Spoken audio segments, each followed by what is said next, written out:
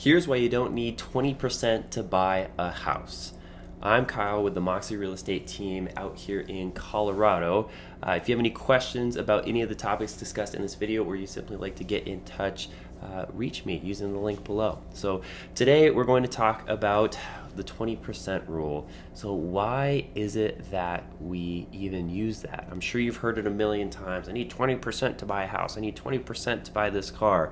Well, first and foremost, originally, a lot of loans, they wanted you to put something down to show that you have skin in the game, to show that you're earnest, to show that you are going to repay the money that you're being lent, which is still true to this day in principle. But I think people have held on to that, especially in mortgages, and 20% of the home prices now is a lot of money. Not saying that you shouldn't shoot for that, and if you have it, it might be a good thing to do, but you can get very highly leveraged in real estate, and that can be a good thing. And depending on how you want to structure your money, that might be a good idea. So let's talk about it. So 20%, do you actually need 20% down? Short answer, no.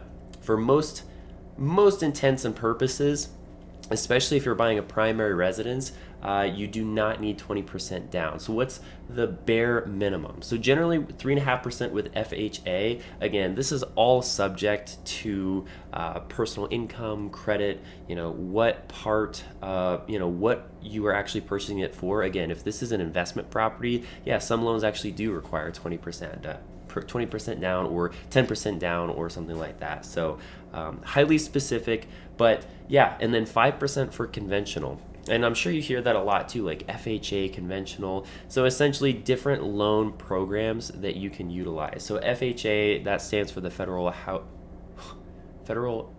Housing Administration. I should know this. I do this every day. But yeah. So while you may be only putting 3.5% down with FHA loans, you are generally paying for that in interest. So a lot of times you will pay a higher interest rate when you put that little down. And then conventional, so 5%, whatever that is of the purchase price, is usually the bare minimum you can get away with. So lastly, you can actually do less. So I think when I closed on my property, I did utilize a down payment assistance program, and I do believe I also went FHA, if I'm not mistaken. So yeah, you can actually get into a home, especially primary residence. Usually primary residence is only applicable for down payment assistance programs, but even less. And so what that means is sometimes they'll tack it on to the end, and so you'll just roll that into the loan. But for example, mine was a forgivable grant that just, as soon as I closed on the house, boom, it's just free money. Somebody's paying for it, but I'm not.